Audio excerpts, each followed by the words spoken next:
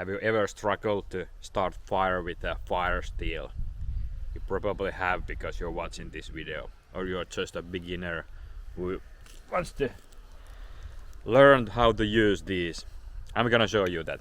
The fire stick is a stick and a flint which makes sparks. They are covered normally with this black part which prevent them from rusting, and before using you have to scrape the black part off, otherwise it doesn't work. I bought my fire stick from a hardware store, and you can get this anywhere nowadays. There are longer ones, some are made of magnesium. They are, I don't know how they called fire sticks anymore, but in those magnesium ones you can scrape that magnesium off and light only that. They are more powerful than these normal fire sticks, but I have used this a lot in the recent years and works every time. The most important part when using this is pressure. You need to press it really hard so you can get that nice spark. A lot of people just, make it really fast, get that small spark and try to ignite that. It doesn't really work. There's two ways to use this, in my opinion. There's one when you pull this backwards, like this, or you just push this into your tinder and slowly get that spark in there. It kind of depends what kind of tinder do you have and conditions. I'm gonna show you how to make fire with these two examples. And then the tinder, I normally use birch bark. We have a lot of this in Finland, and in my opinion this is the best tinder there is. It just have to be really dry. The magic word here is make it thin. You have to take the top part off and just rip it off. I normally use a knife or something, but this is what you need. Okay, and then we are gonna light this up. There's our birch bark and there's this thinner one top of it. So the first way is pull this back, just aim it down, put the pressure, and the sparks are going down.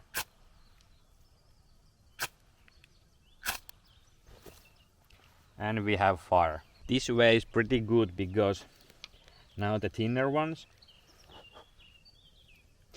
they didn't blow away from that. If you are unexperienced and you do this, you just blow these thinner ones everywhere. Then the second way,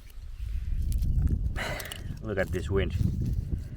Yeah, this is good when there's a lot of wind which blows the smaller tinder away. Now I'm pushing this and gets the tinder so it doesn't fly away, and just press down.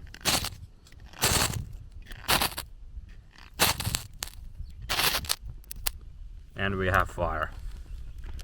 Second way, look, the wind is taking my tinder away. Second way is good when there's a lot of wind. You can also use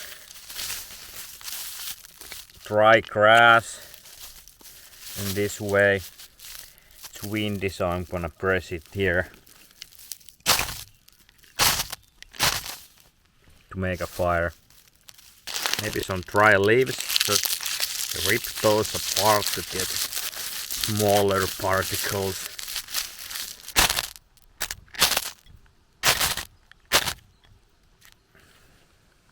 There's a fire. The important part is that use dry tinder. If you try to set on fire something moist, it doesn't light up. You're just gonna lose your mind. So if you find something moist, put it in a pocket, try to dry it out before lighting up. And if you can't light fire with this, don't be hard on yourself. It is pretty difficult if you're a beginner. Just practice home before you're going to hiking or camping in the forest. Set 5, 10, 20 fires at home before going camping. You'll be more confident and you probably do it better on a camping. You thank me later. Also, you can make tinder at home you know, cotton ball and put some Vaseline there or something and bring those with you. They make starting fire a lot easier. That was today's camping tip. I see you on the next one. Bye!